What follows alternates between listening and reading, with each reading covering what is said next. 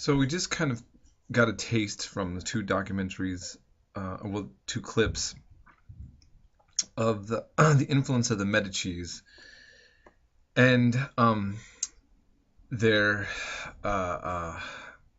interesting um, way of ruling in Florence, and the way that there was this kind of focus on appearance to not be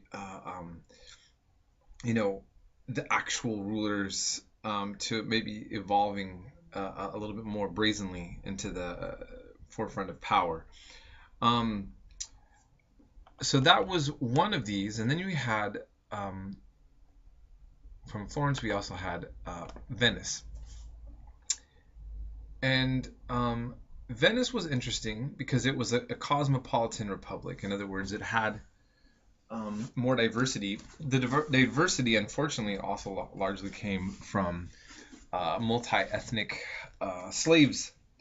And so the slave trade in Europe was not focused on the white-black scenario as America.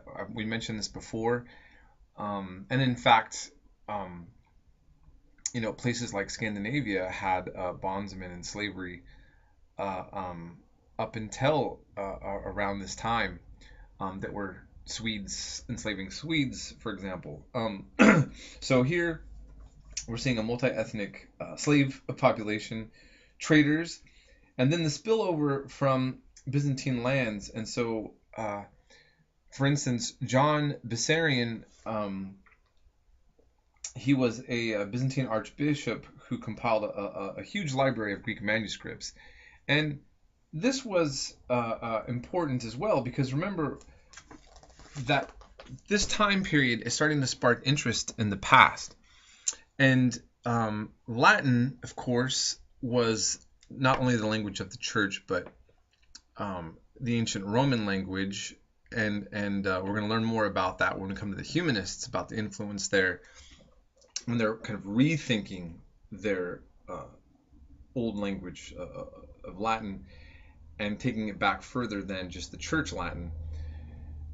And then you have here the emergence of studying Greek as well. So antiquity, again, is something that we are really, focusing on when it comes to what's sparking interests in these city-states. And the architecture that's going to be built is amazing. I mean, with Venice, we're talking about massive amounts of marble and stoneworks that you don't see in many other places, and it gave itself a lot of access to trade. As the textbook mentions, there was a lot of stability that also it had. I mean, from the 13th century to the 18th, late 18th, almost 19th century, its Republican Constitution lasted that long. And of course, the text was pointing out that, like all democratic republics, for the most part in history, they started off with still just an elite amount of nobles able to really participate. And then you had the top Venetian, which would be a doge, a member of nobility who was elected to the office for life. And so this environment was very stable, and it was a great place for trade. And there's another crash course video that brings in the context of the Ottomans to Venice and the wealth that it establishes and the coming of the Renaissance. I'm going to continue to pepper this lecture with a few documentaries that I think really highlight certain things. We're also going to watch one dealing with Machiavelli a little later on. But I think this one on Venice is very thought-provoking, and it's interesting to tie in the ideas of what we've been learning is how the West, that there's no culture that's in pure isolation. and that we've often learned about it that way. And what I like about what's going on now in a lot of history courses is a more holistic approach to looking at the influences that create things. I mean, for example, I remember when I took in grad school, my professor, she's a Europeanist, and she talked about America being a continuation of the European project. And I never thought about it that way, and it's for a simple reason. It's not taught that way. I mean, it is a radical departure in a certain sense.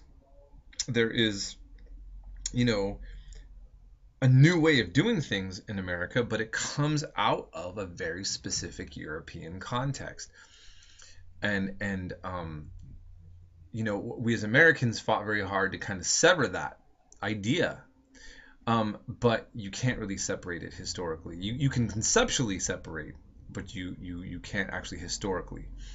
And I think that that's very interesting. And so, looking at the way Venice was built up and incorporated into the Ottoman trades with the Ottoman Empire is what's going to be covered next. And you should find that interesting. And it's not really something talked about even in this text.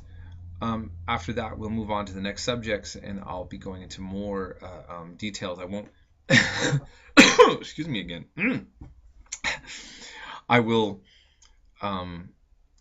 have still longer lectures in certain parts. But where I find documentaries, I like, when I find good ones in particular, I think it really helps enhance what you're reading from the text and able to at least get some visuals now and some other thought-provoking aspects to the subject matter. So I'm going to end here and move on to the crash course.